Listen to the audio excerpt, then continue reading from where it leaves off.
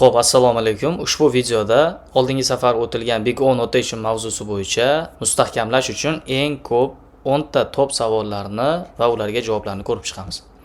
Xo'p, bizda savollarimiz bo'yicha birinchi o'rinda savol berilgan Big O Notation o'zi nima va u nima uchun kerak? Time va space complexity ni qanaqa farqlari bor? Xo'p, demak, birinchi o'rinda tushunishimiz mumkin. Big O Notation ni o'zini represent qiladigan, uni describe qilib beradigan bo'lsak, uni sodda bir real life analog bilan, masalan deylik, tasvirlaymiz. Ana undan keyin uni matematik model orqali matematik holatini, jarayonini analiz qilamiz. Ana undan keyin real o'tgan safar ko'rgan code solutiondagi uni haqiqiy qaysi protsessda ishlashini ko'rib chiqsak bo'ladi. Tasavvur qilaylik, bizda Big O'ni tasvirlash uchun ikkita avtomobil bor deylik. Shu ikkita avtomobil bittasi har 10 kilometrni bosish uchun deylik 1 litr yoqilg'i sarflaydi. Ikkinchi avtomobil xuddi shunday 10 kilometrni bosib o'tishi uchun deylik 2 litr yoqilg'i sarflaydi. Bu yerda ikkalasi ham bir xil masofani bosib o'tyapti.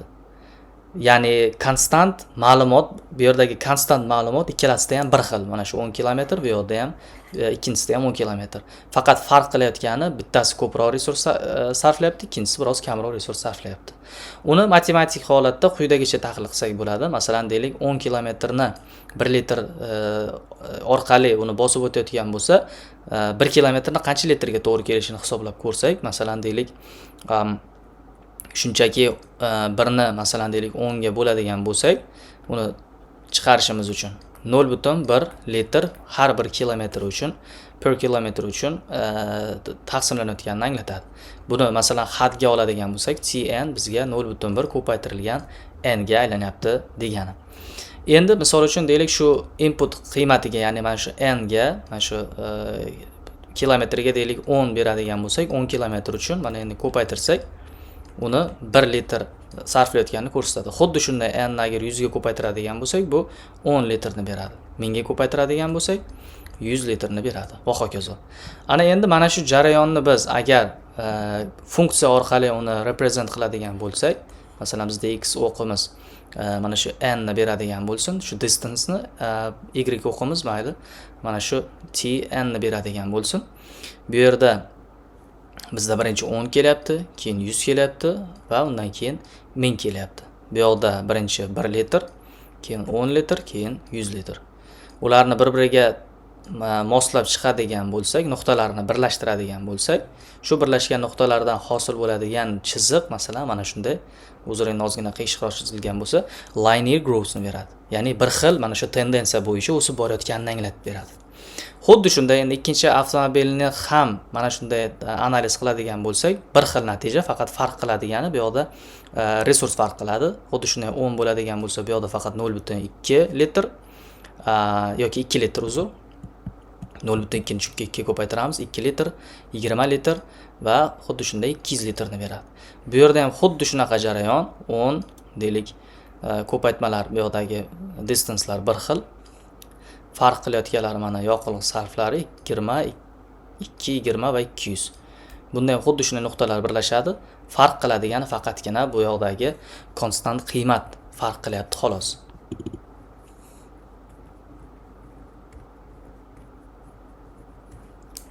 Ya'ni matematik nuqtai nazardan bu yoqdagi linear growth rate bir xil bo'lyapti. Asosiy farq ikkinchisidagi mana shu konstant faktori kattaroq bo'lyapti ikkinchisini birinchisidagi konstant faktoriga qaraganda. Ya'ni shu resource consumption 2 barobar ko'proq resurs yotganini ko'rsatyapti. Demak, mashina misolida resurs yoqilg'i edi. Endi algoritmlarda bizni qiziqtiradigan eng asosiy resurslar time va space complexity bo'ladi. Ana endi shu orqali time va space ni deylik masalan tushuntiradigan bo'lsak, time complexity bizda tushuntiriladiki, input hajm, ya'ni mana shu algoritmimizga kirib keladigan input hajm qanchalik darajada u o'sib borgani yoki kattalashib borgani sari uni computational worklari qanchalik o'sadi. Masalan deylik A, B, C, D operatsiya bajaradigan bo'lsa, qanchadir n inputda. O'sha n input deylik qanchadir marta o'ssa yoki kattalashsa, u qanchalik darajada u computational work ko'payadi degan ma'noni anglatadi. Uni odatda biz adashtirib yuborishimiz mumkin. Time complexity degan necha sekund ishlaydi deb, unaqa emas. Chunki sodda farqini aytadigan bo'lsak, sekundlarda u o'lchanmaydi. Sababi bitta qanaqadir device'da bo'lishi mumkin. Bitta operatsiya bajarish 0.1 sekundda olsa deylik, ikkinchi device'da 0.2 ni oladi. Farqi oddiy, chunki har bir device bir xil darajadagi xarakteristikaga emas.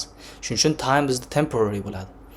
Shuni hisobiga biz operational countlar hisobiga uni o'sishini bilishimiz mumkin va xuddi shunday endi keyingisi space complexity. Bu yerda xuddi shunday jarayon, input qanchalik darajada o'zgargani sari yoki kattalashgani sari algoritmni talab qiladigan memorysi space extra memory deb atsagan bo'ladi, u qanchalik darajada o'sadi. Bunda odatda bor bizda inputda o'zini space'i bor va auxiliary space degan tushunchalar bor. Uni hali ko'ramiz. Mana shu space'lar qanchalik darajada talabi oshadi. Mana shu narsani o'rganadi eng asosiysi. Demak, birinchi savolga javobni topdik. Endi ikkinchi savol. Nima uchun Big O da constant va lower order termlar olib tashlanadi deb aytilyapti? Xo'p, deylik bitta funksiya olaylik. Uni birinchi matematik nuqtai nazardan isbotlash uchun bizda yuqoridagidek bitta tn funksiya bor edi. Oldingisida masalan deylik 0.1 yoki 0.2 n deb tasvirlagandik. Endi biroz o'zgartiraylik. Masalan 3 n qo'shilgan 10 bo'lsin shuni qiymati. Xo'p. Endi bu yerda ajratib olsak, mana bu n bizda input size. Bu aniq. Bu yoqdagi 3 constant faktor bo'ladi.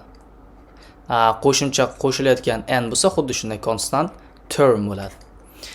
Endi uni oshib borgani sari unga qo'shiladigan mana shu 10 va ko'payadigan 3 unga qanchalik ta'sir o'tkazishini biz birinchi o'rinda analiz qiladigan bo'lsak, masalan deylik, agarda shu n ga bir 10 deb qiymat bersak inputimizga, bu nima bo'ladi? Funksiya ko'paytmasi 3 ni 10 ga ko'paytiramiz va qo'shamiz deylik 10 ga. 30 bu yerda 40 bo'ladi. Mana shu oldingi qiymat 10 edi input, bu yoqdagi funksiyani bajargandan keyin 40 ga aylandi. Bu 10 va 3 sonlari yaxshigina sezilarli ta'sir qildi. Ana endi deylik, mana shu input size bizda deylik katta operatsiyalar bajaradi, yaxshigina. Deylik masalan 100 dollar ko'payganda, operatsiya ko'payganda 1 million input kirdi deylik. Bu yoqda 3 ni 1 millionga ko'paytirsak 3 million bo'ladi. Va endi shu 3 millionni 10 ga qo'shadigan bo'lsak 3 million 10 bo'ladi. Bu yoqda mana shu plus 10 ni ta'siri juda ham bu yuqoridagiga qaraganda katta emas. Shuni hisobiga sodda qilib aytganda bu constant termni ignore qilishimiz mumkin bo'ladi bemalol. Va endi bizda qolyapti 3n. Buni ana endi deylik mana shu Big O ga tashlaganimizda bilamizki n qoladi oldingi aytganimizdagidek, lekin nima uchun aynan 3 ham ketadi, ignore qilindi? Sabab yana oldingi aytilayotgan ma'lumot input size qanchalik darajada kattalashadigan bo'lsa, matematik nuqtai nazardan to'g'ri 1 milliondan ko'ra 3 millionga aylanayotganligi albatta 3 millionning ta'siri 3 barobar oshib boryapti. Lekin bizda inputda eng asosiy maqsadi mana shu Big O ga uni aylantirishdan maqsad uni growth classini olish. Mana shu growth class bizda mana shu 1 million bo'ladigan bo'lsa, shuni o'zini asosiy argument sifatida olish bo'ladi. Shuning hisobiga bizda 3n deb olinganda ham Big O ning natijasi bizda n bo'ladi va shuning uchun constant term va constant inputlarni tashlab yuborishimiz mumkin bo'ladi. Demak, ikkinchi savolga ham mana shunday javob bera oldik deb o'ylaymiz. Keyingi uchinchi savol best, average va worst case'lar haqida. Ularni Big O, theta va omega bilan bir xilmi deb savol berilyapti. Xo'p, demak, yo'q. Case va notation alohida bir-biriga umuman alohida tushunchalar. Demak, case ni birinchi o'rinda represent qiladigan bo'lsak, bu algoritmga qanaqadir kelgan inputni qanaqa holatda ekanligini bildiradi, umumiy holatini bildiradi. Masalan, qanaqadir namunalarni oladigan bo'lsak, bizda qutilar bor deylik, baglar. Nechtadir quti bor deylik, masalan birinchi 10 ta tasavvur qiladigan bo'lsak, agar mana shu 10 ta qutining ichida faqat bittasida tiket bor, qanaqadir jackpot tiketi bor, faqat bir dona va biz uni bilmaymiz qaysida joylashganligini. 1dami, 3dami, 10dami, 9dami bilmaymiz. Endi uni tekshirayotgan paytimizda, deylik masalan linear search bilan birinchi o'rinda donalab tekshirsak, masalan birinchisini tekshirdik, chiqib qoldi bittadan o'zida. Bir dona edi va birinchisida chiqib qoldi. Mana shu bir martagina tekshirishimiz evaziga chiqadigan natijani bemalol biz best case deb aytadigan bo'lsak bo'ladi, sodda tilda aytganda. ya'ni operationni bitta big O of 1 mana shu eng best case ni tushuntirishi, ko'rsatishi mumkin bo'ladi deb aytsak bo'ladi. Xo'p, agar deylik birortasida chiqmasa, birinchisida ham, 9-chisida ham chiqmasdan eng oxirgisida chiqadigan bo'lsa, demak 9 ta operatsiya o'tkazib biz deylik eng worst case ga kelgan bo'lamiz. O'sha worst case bizda masalan n ta element bo'ladigan bo'lsa, shu n ta elementni bizga represent qilib beradi degan. Xo'p, average case da odatda masalan deylik randomize qilinganligini evaziga 3-da bo'lishi mumkin, 5-sida ham bo'lishi mumkin va hokazo. Shuning uchun deylik o n taqsim 2 o'rtacha qiymatni olishi ham mumkin deb tushunsak bo'ladi. Endi demak notationlar. Xo'p, notationlar funksiyani qanaqa darajada uni bound qilayotganimizni ko'rsatadi. Bizda asymptotic bound degan tushuncha bor. Asymptotic boundlarni aniqlab beradi. Ya'ni bular asosan eng mashhurlari 3 ta. Big O ni o'zi bu upper bound deb nomlanadi. U funksiyani yuqoridan qaysi gross bilan chegaralay olaman degan savolga javob beradi. Masalan, uni oldingi funksiyadan bitta ko'rsak, 3n qo'shilgan 10 funksiyasi bor bo'lsa, deylik qanaqadir cn ga ko'paytiradigan bo'lsak, shuni masalan 4 deb oladigan bo'lsak, shu c qiymatni 4n dan kichkina yoki teng deb tushunsak bo'ladi. Misol keltirsak bo'ladi. Masalan, mana shu holatni agar represent qiladigan bo'lsak, mana shu upper bounddan uni chegaralab berishi. Masalan, 3n + 10 degan funksiyani maksimal darajada 4 tagacha bajarishi mumkin, undan oshib ketmaydi degan chegara beradi. Masalan, deylik bitta real analog bilan ko'radigan bo'lsak, bizda qanchadir n ta xonalar bor. N ta xonalar bor. Biz har birini deylik bir xil darajadagi xonalar, bir xil sayzdagi deyarli strukturasi ham bir xil, ularni tozalab chiqishimiz kerak. Masalan, yoki tekshirib chiqishimiz kerak. Har birini tekshirishda o'rtacha bizda 3n + 10 vaqt oladi deylik. Deylik 3 daqiqani masalan to'liqligicha har biriga tekshirish uchun standart va boshidagi bir 10 daqiqa umumiy deylik asboblarni, anjomlarni yig'ishtirish uchun yoki tartiblash uchun ketadi. Mana shuni biz deylik maksimal darajada himoya qilib kafolatlaydigan bo'lsak, aytishimiz mumkinki, bu xonalarni har birini ko'rib chiqish uchun bizga o'rtacha 3 daqiqa vaqt ketadi. Maksimal darajada 4 daqiqadan lekin oshib ketmaydi degan xulosani aytsak bo'ladi. 3 daqiqadan boshlab vaqt oladi, 4 daqiqadan lekin oshib ketmaydi degan kafolatni berishimiz mumkin. Mana shu real life analog bo'yicha upper boundni tasvirlash. Keyingisi big of omega, ya'ni lower bound.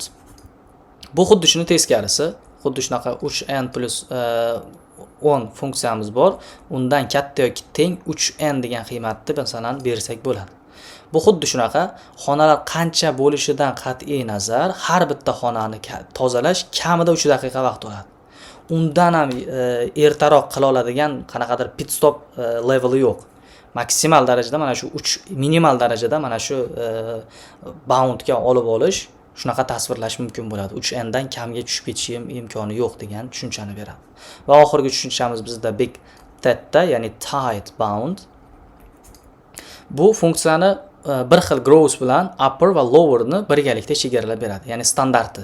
Yuqoridagidek 3n + 10 bu katta bo'lib ketmaydi 4n dan va kichik bo'lib ketmaydi bir vaqtning o'zida 3n dan degan standart tushunchani beradi. Mana shu tight bound. Demak, 3-savolimizga mana shunaqa isbot bilan javob berishimiz mumkin bo'ladi. Demak, keyingi savol, 4-savol, istalgan code structuredan time va space complexity ni qanaqa o'qiymiz va qanaqa trade off qilamiz deb aytilyapti. Xo'p, time va space complexity ni qanaqaligini, ikkalasini farqini tushunib oldik. Ana endi istalgan algoritmni bizda time va space complexity'sini analiz qilib bera olishimiz uchun eng asosiy quyidagi bosqichlari kerak bo'ladi bizda. Birinchi o'rinda biz aniqlashimiz kerak input size qanaqa darajada ekanligini, ya'ni uni o'lchov birligi qanaqaligini. Masalan, u kirib kelyapti deylik array data structure bilan yoki dictionary bilan yoki list bilan qanaqa range da kelyapti kabi asosiy parametrlarni bilishimiz kerak bo'ladi. Undan keyingi etapda biz topishimiz mumkin time complexity'sini uni va bunda ham qanaqa ma'lumotlar kerak bizga? Structure code bo'lishi kerak. Masalan, oddiy bilishimiz mumkin. Masalan, arifmetik ko'rinishdagi bajariladigan strukturasi bo'lsa, masalan qanaqadir nums degan array berilgan, uni 0-elementi, uni deylik 1 yoki -1 aniq direct slotga murojaat qilayotgan bo'lsa, ya'ni uni input size'ga bog'liq bo'lmasa, unda aytishimiz mumkin birdaniga deylik O of 1 ni oladi, bu constant complexity'ga kiradi deb aytishimiz mumkin. Chunki eng ideal holatda ishlash holati mana shunaqa ko'rinishda bo'ladi. Shunaqa ajratib olsak bo'ladi. Yoki deylik boshqacha case bo'lishi mumkin. Bittalik loop ishlatilgan bo'lsa, for I in range n gacha bor bo'ladigan bo'lishi mumkin. Bunaqa holatda bittali loopda odatda birdan n gacha bo'lsa, eng worst case'da bu yerda O of n ga boradi deyishimiz mumkin. Yoki yana qanaqadir boshqacha holat nested loop. Oldin ko'rgandek, for I in range n gacha, xuddi shunday yana for g in range bo'lishi mumkin, yana n marta. Bunda yana bir marta o'tib chiqadi n, bunda bir marta o'tib chiqadi n. Ikkalasini ko'paytmasi square time ni beradi deb masalan analiz qilishimiz mumkin va hokazo.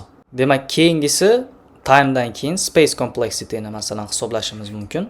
Bunda ham xuddi shunaqa, yuqorida bir marta aytib o'tib ketdik, space complexity 2 ga ajraladi. Ya'ni qaysiki input space degan tushuncha bor bizda va auxiliary space degan tushuncha bor. Xo'p, input space algoritmda given qismida shunchaki berilgan qanaqadir bitta array yoki o'zini oddiy berilgan dictionary'si bo'lishi mumkin. Bir marta o'zida berilgan bo'ldi. Uni ustida o'shani ustida operatsiya bajarishimiz yetarli bo'ladigan. Uni optimal holati ham shu o'sha arrayda ichida bajarish yetarli bo'ladigan case bo'lishi mumkin. Mana shunda input size ni, input space ni o'zi bilan ishlashimiz yetarli bo'ladigan holat bo'lishi mumkin. Bu bo'lishi mumkin masalan deylik I ni o'zini topish yuqoridagidek, yoki sum elementini topishimiz mumkin, yoki countini nechta element borligini sanash nuqtai nazaridan. Mana shunaqa jarayonlarda bo'lishi mumkin. Eng worst case'da ham O of 1 ni oladigan holat bo'lishi mumkin. Agarda yangi array qo'shish majbur bo'ladigan bo'lsak, masalan oldin ko'rgandik bitta qiymat constant duplicate masalasida alohida bitta sen nomli hashmap ochib olgandik.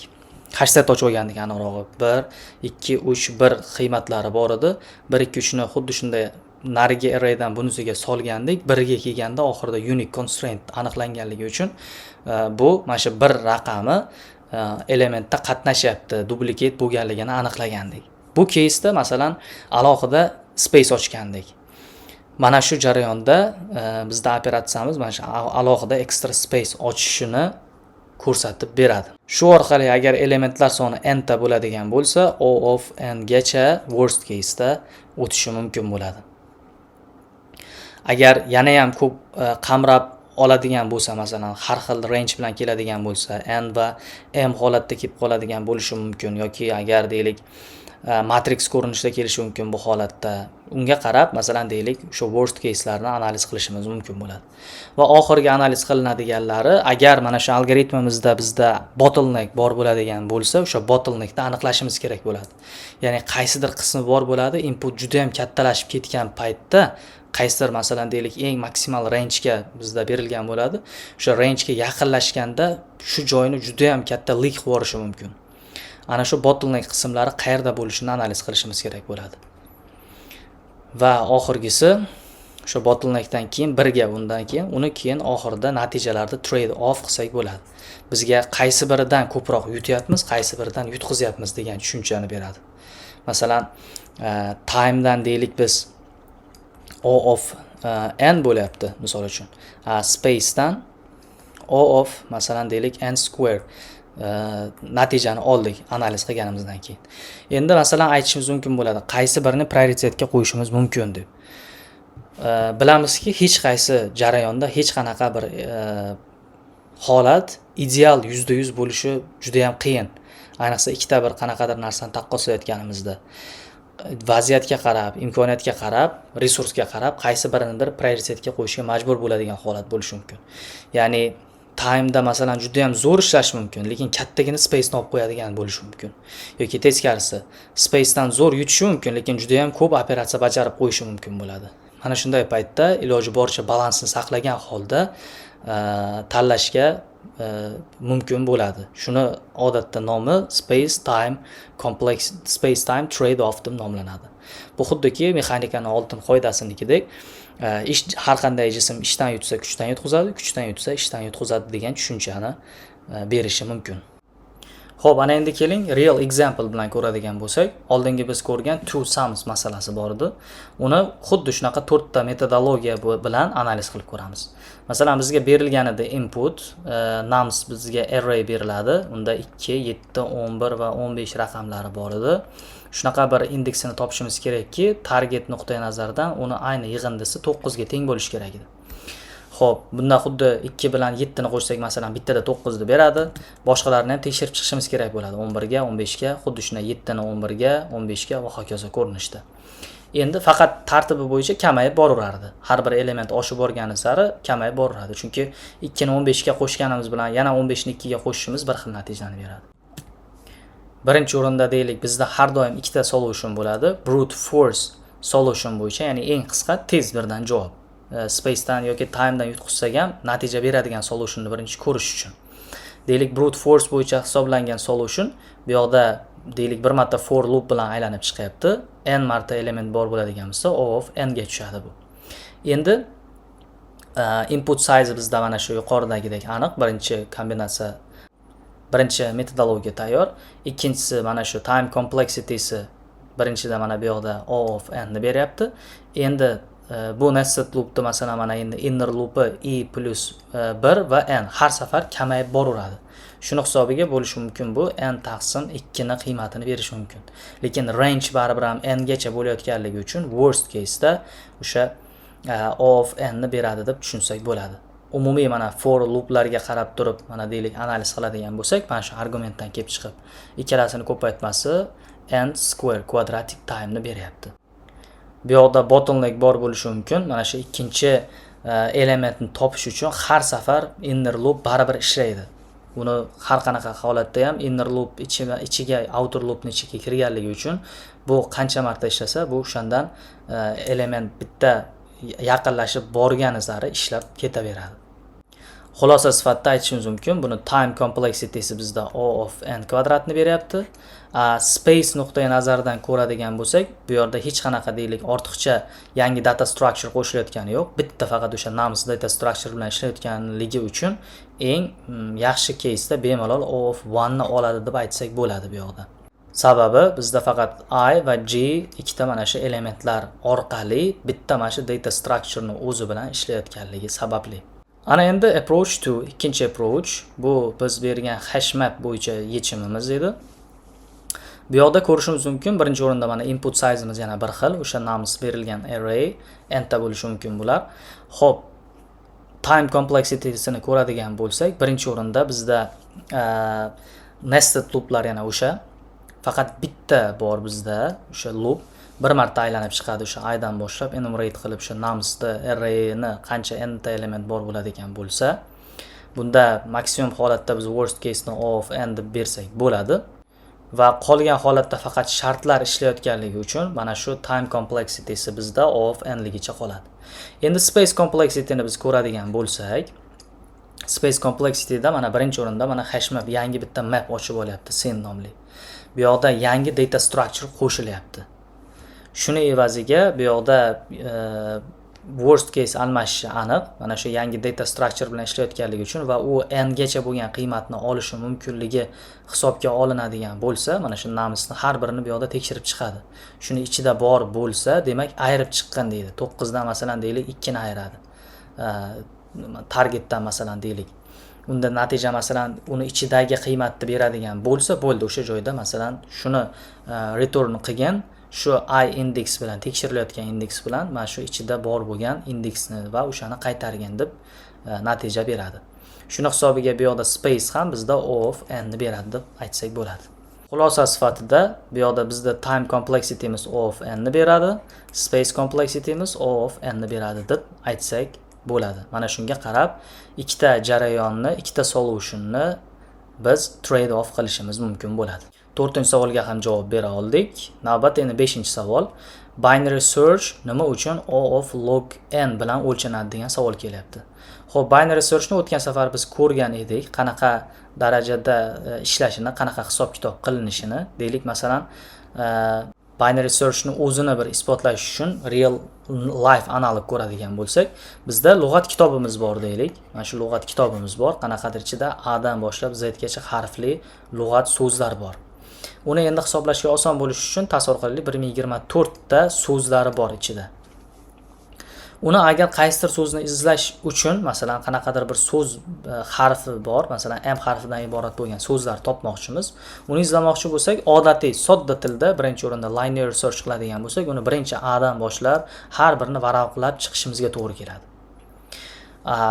Bu eng yomon holatda O of 1024 bo'lsa, 1024 marta operatsiya bajarib chiqishiga to'g'ri keladi, agar o'sha berilayotgan harf oxirida joylashgan bo'lsa.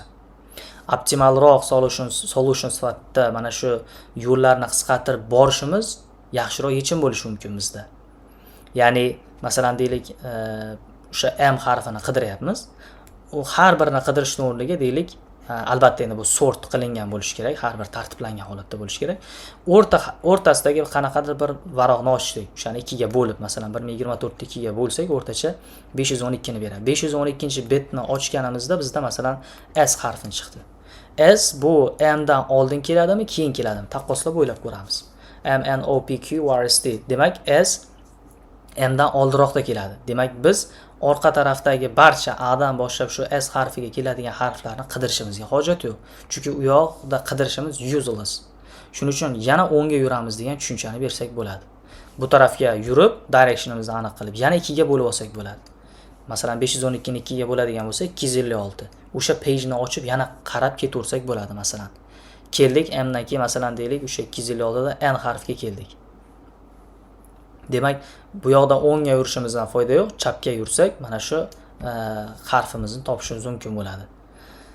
Endi uni matematik nuqtai nazardan, masalan, deylik, sanab qo'yaylik. 1024 birinchi aylanyapti 512 ga 2 ga aylantirganda, keyin 256, yana 2 ga bo'lsak, deylik 128, undan keyin 64, 32, 16, 8, 4, 2 va oxirida 1. Bir qolgangacha biz to'liq bo'lib chiqsak bo'ladi.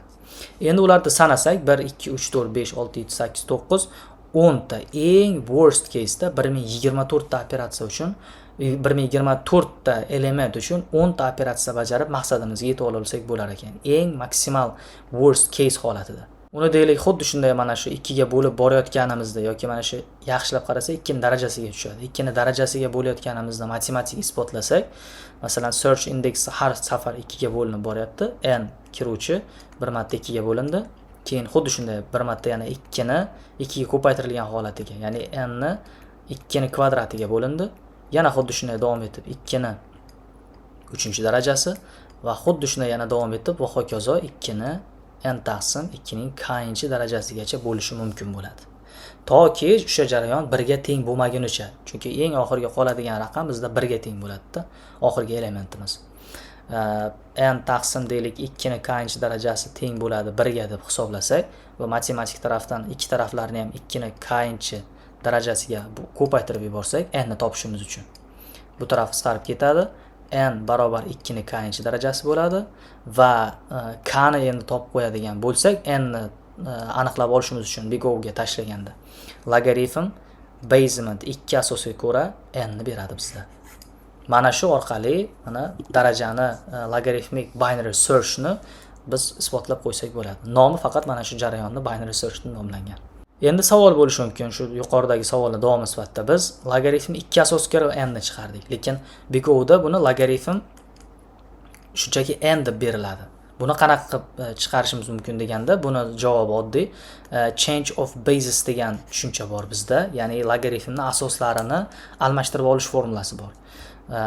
Bu logaritm b asosiga ko'ra n teng bo'ladi logaritm c asosiga ko'ra n va xuddi shunday logaritm c asosiga ko'ra b bo'linmalari birga mana shunaqa ikkinchi logaritmni beradi degan tushuncha bor bizda.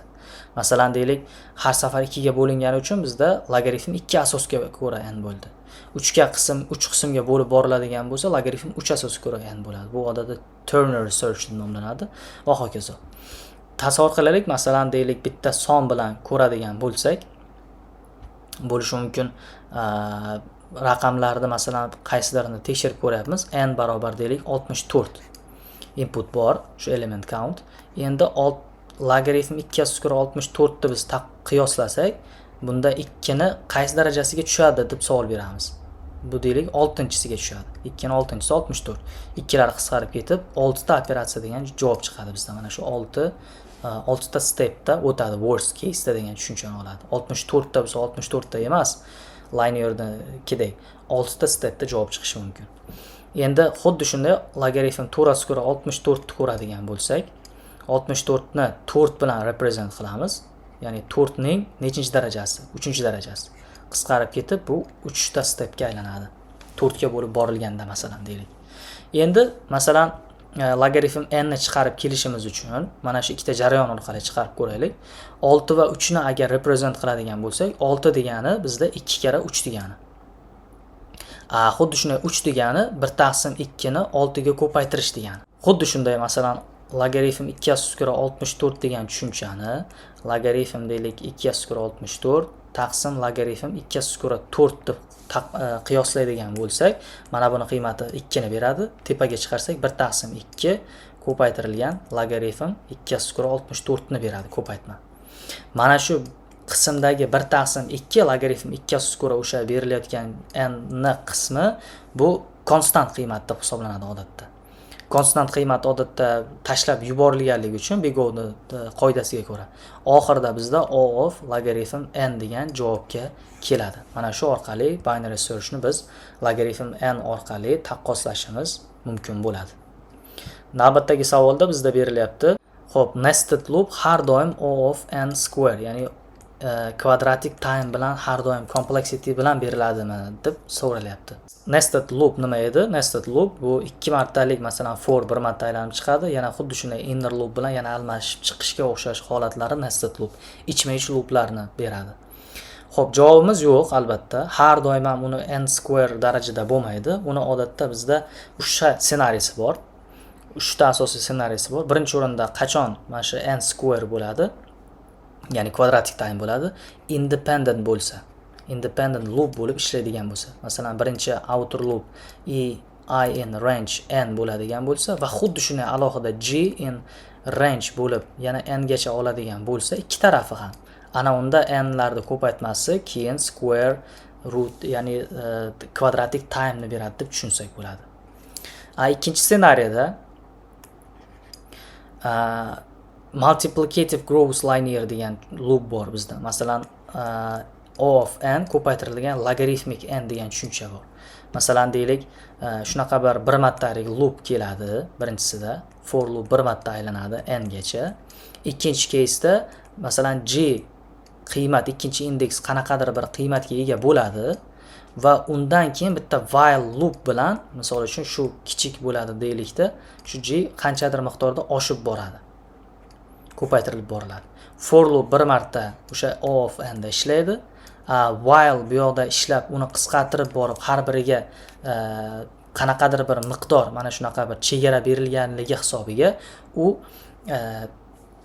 binary search ni opposite holati, ya'ni har safar qanaqadir 2 ni darajasiga oshib boradigan bo'lib ishlaydi yoki binary search o'ziga o'xshash darajada kamayib borish tartibida ishlaydi. Shuni hisobiga uni logarithmic n ga tenglasak bo'ladi.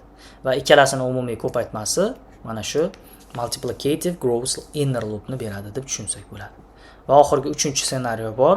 Bu triangular iteration deyiladi. Ya'ni uchburchak simon yoki to'rtburchak simon degan tushuncha bor. Masalan deylik, yuqorida ko'rganimiz o'sha sumni 1 marta n gacha o'tib chiqadi. Ikkinchi marta range I plus deylik 1 bo'ladida, keyin n gacha o'tib keladi deb tushunishingiz mumkin. Bu yoqda masalan 1 marta n gacha o'tadi, ikkinchi martasida n minus 1 marta o'tib chiqadi. yoki har bir o'tayotganda n-2 n-3 bo'lib oxirgi 1 gacha unga maksimal darajada inner loop outer loopni range'iga yaqinlashib boradi. Ya'ni masalan ikki taraf ham agar independent bo'ladigan bo'lsa, birinchisining range 4, masalan mana bu yoqda ko'rsak, birinchisining range 4, ikkinchisining ham range 4 bo'lsa, bu ikkalasini ko'paytmasi 16 ni beradi. O of 16 bo'ladi, masalan 16 ta operatsiya. Endi bu case bo'yicha e+1 lik case bo'yicha ko'rsak, agar mana bu 4 bo'lsa, mana bu 3 ta bo'ladi operatsiya masalan. Xuddi shunday masalan kamayib ketaveradi-da, agar I barobar 0 bo'lsa, bu G 1, 2 va 3 ta katak bajaradi. I agar 1 ga teng bo'ladigan bo'lsa, G imiz deylik 2 va 3 ni oladi. Undan keyin birdan keyingi qismni olmaydi. Birdan keyingi qismni oladi aniqroq. I 3 bo'ladigan bo'lsa, xuddi shunday I 2 bo'ladigan bo'lsa, G 3 ni bajaradi. Xuddi shunday G endi I 3 ga keladigan bo'lsa, G hech qanaqa 0 bajaradi. Hammasini qo'shsak masalan 3 ta element bu yoqda, 2 ta element bu yoqda, yana bitta element 6 ta element. Lekin u yoqda 16 ta element chiqqan edi. Bu 16 talik katakni agar juftlasak, masalan rectangle, ya'ni to'rtburchak simon bo'ladi. Bu yoqdagi shakl esa u to'rtburchakni kataklarini to'ldirmaydi. Shuning uchun triangular iteration deb nomlanadi. Va uni oxirida big O ga olganimizda worst case da u ham quadratic time ni beradi deb tushunsak bo'ladi. Xo'p, navbatdagi savol hashmap va hashset nima va ulardagi nima uchun average case 0 O of 1 ni beradi, worst case esa O of n ni beradi deb so'ralyapti. Xo'p, birinchi o'rinda ikkalasini ajratsak, bizda hashset bor va hashmap bor. Hashmap bu pair ko'rinishda key va valuelarni saqlab boradigan data structure. Ularda key bo'ladi va uni valuesi bo'ladi. Mana shu pair ko'rinishda uni saqlab boradi, sodda tilda aytganda. Misol keltirsak, masalan, oldingi ko'rgan two sums masalasida ko'rganimizdekidek, alohida masalan sen nomli bitta hashmap ochib olgandik. Uni ichiga masalan deylik tekshirish uchun o'sha I elementni olardik bittasini va G elementni olardik. Ikkalasini deylik yig'indisi targetiga qachonki teng bo'ladigan bo'lsa, ana undan keyin operatsiyani shu ikkalasini chaqirib qo'yardik. Ana shunday ko'rinishda bu data structure ishlaydi. Hashset esa xuddi shunday jarayon, faqat unda faqat key yoki valuelarni o'zida saqlab boradi.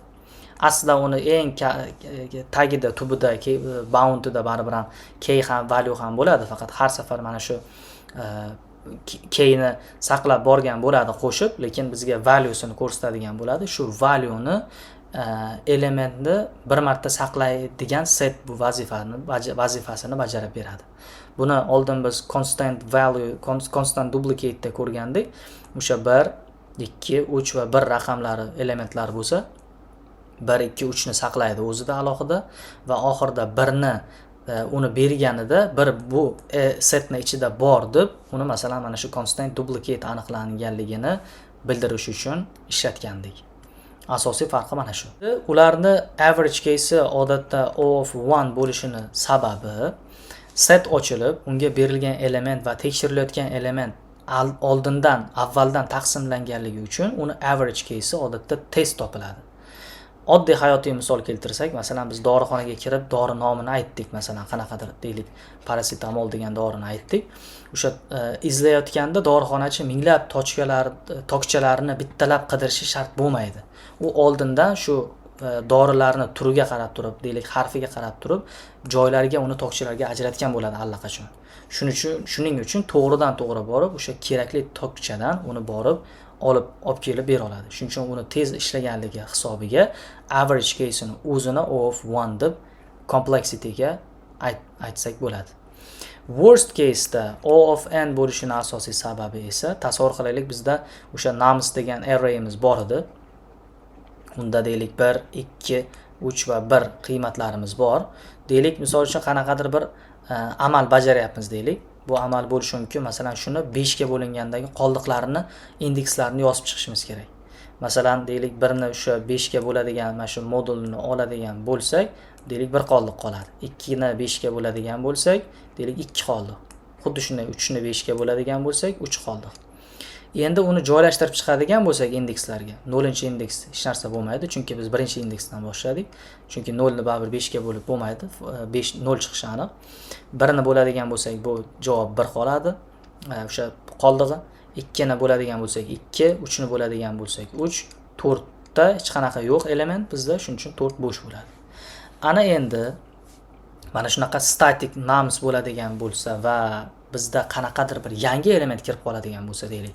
Masalan, shundan keyin bir 6 degan raqamli element 4-indeksga kelib qo'shilmoqchi bo'lsa, masalan, yoki umuman o'zi indekssiz mana shu 6 element qo'shilsa, uni bo'lganimizda uni ham qoldig'i 1 chiqadi. Ana endi aytishimiz mumkin, bunda ham qoldiq, lekin birli bo'lgan qiymat bor bizda oldinda. Bu yoqdagi keylar bir xil. Location joyga kelganda bular tiqilib qoladi. Mana shunaqa keylar ko'payganda bizda collision degan hodisa ro'y beradi. Collision deb nomlanadi. Va qachonki elementlar bitta buketga kelib to'planib qolgandan keyin bizda bu hash mapimiz linked listga o'xshab qoladi. Shunda o'sha bitta katak ichidagi barcha elementlarni bittama-bitta n marta tekshirib chiqishga to'g'ri kelib qoladi har birini. Masalan, bunda 1 bormi, 2 bormi, 3 bormi, qaysidadir aniqlanib qolsa, ana undan keyin yana alohida muammo bo'ladi. Bu holat bo'lib qoladi. Buni masalan deylik biz pigeonhole principle, ya'ni kabutar uyasi degan tushunchaga keladi. Ya'ni n plus bitta kabutar keldi n ta uyaga, nestga. Bu degani eng kamida qanaqadir bitta uyada kamida 2 ta kabutar bo'lib qolishi mumkin degan tushunchani bergan edik. Shu orqali masalan deylik o'sha hash 1 ga biz 1 ni berdik, chunki birinchi buni hisoblaganimiz uchun indeksiga hash 6 kelib qolsa, endi uni masalan deylik 4 keyingi elementni tekshirishimizga to'g'ri kelib qolishi mumkin.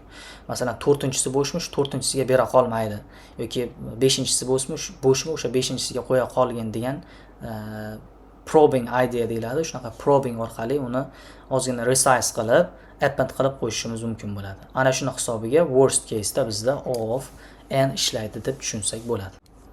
Xo'p, demak bunga javob bera oldik. Ana endi navbatdagi savol, amortized complexity nima va append nima uchun O of 1, resize nima uchun O of n deb aytilyapti. Amortized complexity bu hozir biz ko'rgan complexityga bemalol tushadi deb aytsak ham bo'ladi ikkinchi nomi sifatida. Yuqoridagidek endi masalan array data structure bo'yicha bitta tahlil qilsak, masalan xuddi shunday boyagidek ko'rganimizdek arrayda numberlar bor. Bu safar kattaroq numberlar bilan ko'rsak 10, 20, 30 va 40 bor. Elementlari bu yerda indekslari 0, 1, 2, 3-indekslar. Endi deylik arrayimiz static. Masalan, ya'ni qimirlamaydigan, bir marta mana shu 3 ta element berildi, bo'ldi, mana shu turishligicha qoladi degan tushuncha. Va mana shu ajratgan 4 ta element joy ajratganmiz 3 ta indeks bo'yicha. Bu xuddi tushunishimiz uchun 4 ta stul sig'adigan mehmonlarga joy ajratdik degan. Endi tushunarli.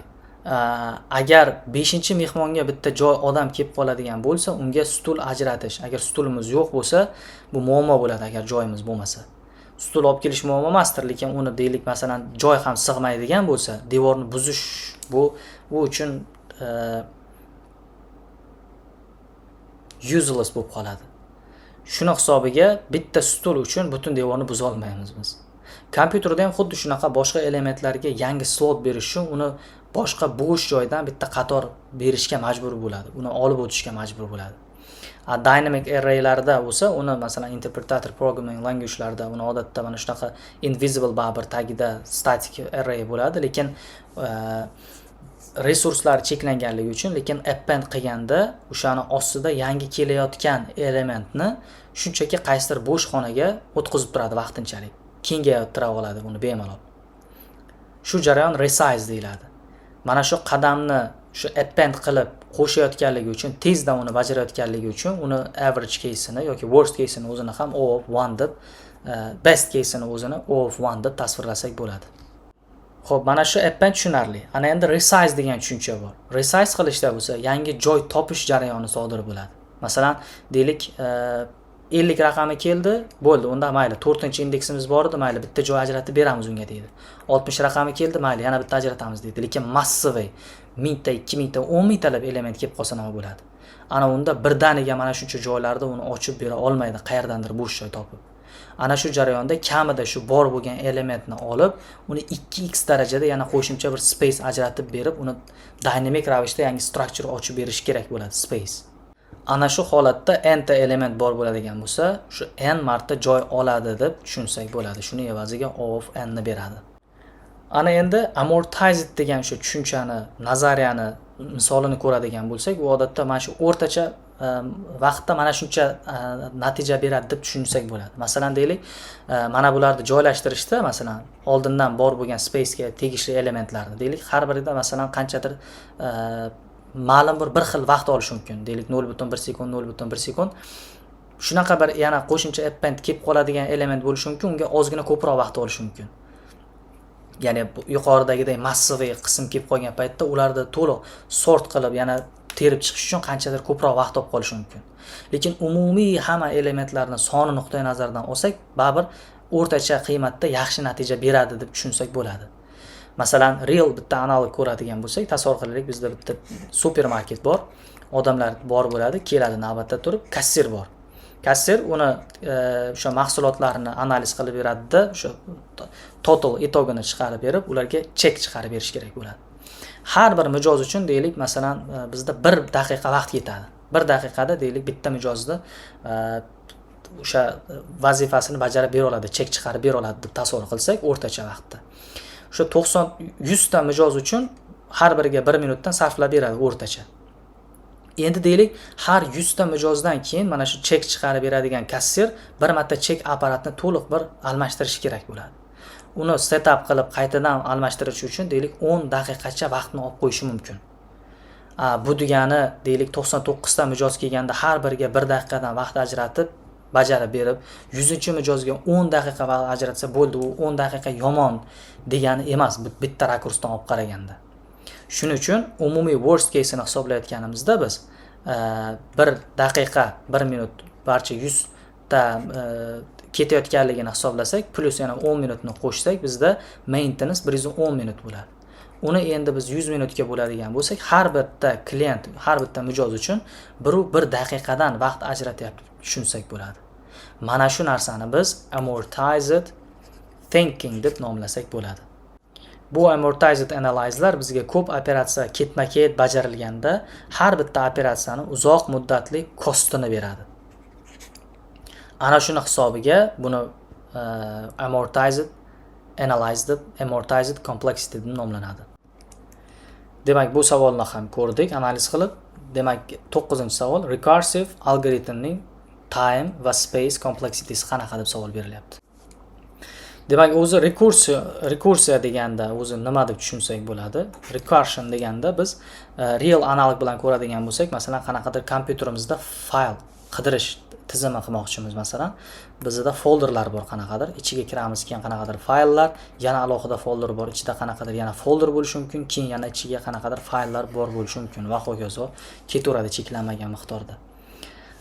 Endi savol bersak, masalan, bizda qanaqadir bir folder bor, masalan, projects degan folderimiz bor, ichida masalan qanaqadir users.py degan bir faylimiz bor. Shu faylni topmoqchi bo'lsak, agar uni oddiy loop bilan qidiradigan bo'lsak, sodda tilda aytganda, agar bu bitta folder ichida folderlar inner ko'rinishda nested bo'lib ketadigan bo'lsa, topish uchun oddiy loop bilan ishlatishimiz mumkin. Lekin u multiple mana shunaqa ko'rinishda ketadigan, yana boshqa looplari, yana boshqa folderlari bor bo'ladigan bo'lsa, loop har doim unga yechim bo'lib bera olmaydi. Shuni hisobiga bizga optimalroq yechim sifatida rekursiv algoritmlar orqali biz katta mana shu berilayotgan bir umumiy muammoni kichik qadamlarga bo'lib, kichikroq versiyalarini ishlatishimiz mumkin bo'ladi. Buni odatda funksiyani o'zini o'zi call qilib chaqirishi deb aytsak ham bo'ladi. Masalan, oddiy bir code sample sifatida ko'radigan bo'lsak, qanaqadir bir find file degan bir funksiya bor, ichida folder bor va targeti bor deylik. Bu yerda bitta for yoziladi, masalan deylik item bilan folderni olinadi, bitta folderni qidirib chiqadi. Agar o'sha itemni o'sha faylga teng bo'ladigan bo'lsa, keyin qaytarsin nomi bilan targetni. Agar yo'q, unaqa bo'lmaydigan bo'lsa, masalan deylik, o'sha result sifatida o'sha findni boshqa folderdan qidirib borsin degan tushunchani olishi mumkin. Va shu orqali masalan shu resultni yana xuddi shunaqa find file degan yana funksiyani qaytadan chaqirib turib, yana keyingi masalan deylik case'ga o'tsin. Bu case'da topilmadimi? Bu case uchun yana alohida shu funksiyani chaqirsin-da, yana ishlatsin degan tushunchani beradi. Mana shu rekursiv algoritmlarning kompleksitini eng asosiy tushunchasi hisoblanadi. Shu orqali uni time va space complexitysini trade off qiladigan bo'lsak, recursivda eng worst case'da oxirgi deylik folderlarga tekshirishi mumkin bo'lganligi uchun n ta bo'lishi mumkin uni time'i, n marta of n gacha borishi mumkin elementlar sonigacha. Space complexitys esa endi ozgina biroz murakkabroq bo'lishi mumkin, chunki n ta element file emas, masalan chuqur path belgilab beradi uni, chunki qanchalik darajada n ta space ga borishini. Masalan chuqur path bo'lib ketadigan bo'lsa, agar uni tree maximum depth ni masalan h deydigan bo'lsak, o'sha o of h gacha borishi mumkin. Buni odatda call stack space ham deyiladi odatda uni tasvirlashda. Mana shu ko'rinishda uni time va space complexitysini aniqlash mumkin. Shunaqa ko'rinishdagi complexity turiga kiradi recursive. Demak, bizda oxirgi 10-savol exponential complexity nima va qayerdan chiqadi, uni qanaqa optimallashtirishimiz mumkin deyilyapti. Demak, exponential complexity ni oldingi safar ko'rgandik, qanaqa darajada u eksponensial darajada o'sib ketadigan algoritm ekanligini va bitta misol ishlagandik. Masalan, subset degan misolni ishlagandik. Inputda bizda qanaqadir bir beriladi, masalan nums bizda beriladi 1 2 3 mana shunaqa list ichida. Uni har bir elementini olish uchun masalan qarorlar olishimiz mumkin. Uni olamiz yoki olmaymiz deb. Shu orqali undan tree yasalar edi. Masalan, bundaqa input berilsa, outputda birinchi bo'sh tree bo'lishi mumkin yoki bir alohida, ikki alohida, uch alohida va kombinatsiya 1 va 2 alohida, 1 va 3 alohida, 2 va 3 alohida mana shunaqa ko'rinishda ketadigan bo'lar edi. Masalan, 3 ta qatnashadigan bo'lsa, 1 2 3 4 5 6 7 8 ta edi, dashmasam yana bitta. Masalan, 3 ta bo'lsa, bu degani 2 ning 3-darajasiga to'g'ri keladi degani edi. Elementlar soni qanaqa bo'lsa, 2 ning eksponensial darajasiga ko'payib boradigan darajadagi notationni beradi deb tushunar edik. Masalan, buni chiqarish uchun qanaqa matematik nuqtai nazardan? Oxirida 1 2 3 edi. Masalan, 1 ni olsak, tahlil qilamiz. 1 ni ha degan javob bor, olamizmi yo'qmi? Ha bo'lsa 1 ni o'zini olib qolamiz. Yo'q bo'lsa, masalan, bo'sh qoladi. Bo'sh holatda ham xuddi shunday 2 va 3 larni tahlil qilib, oxirida sanab mana shu natijaga erishar edik. Uni time complexitysini oladigan bo'lsak, oddiy time complexitysini uni 2 darajasida n ni beradi. 2 ni bu yoqda mana shu eksponensial o'sayotganligini tahlil qilishimiz uchun bemalol 2 ni n ichida tahlil qilsak bo'ladi. Lekin shunaqa holat bo'lishi mumkinki, bitta subset maksimum n ta elementni olib qolishi ham mumkin, masalan. Ya'ni 2 darajasida n ta subset bor va har bir maksimum n ta element uchun yana n ta bor bo'lishi mumkin. Shuni hisobiga buni big O da n ko'paytirilgan 2 darajasida n deb olishimiz mumkin bo'ladi.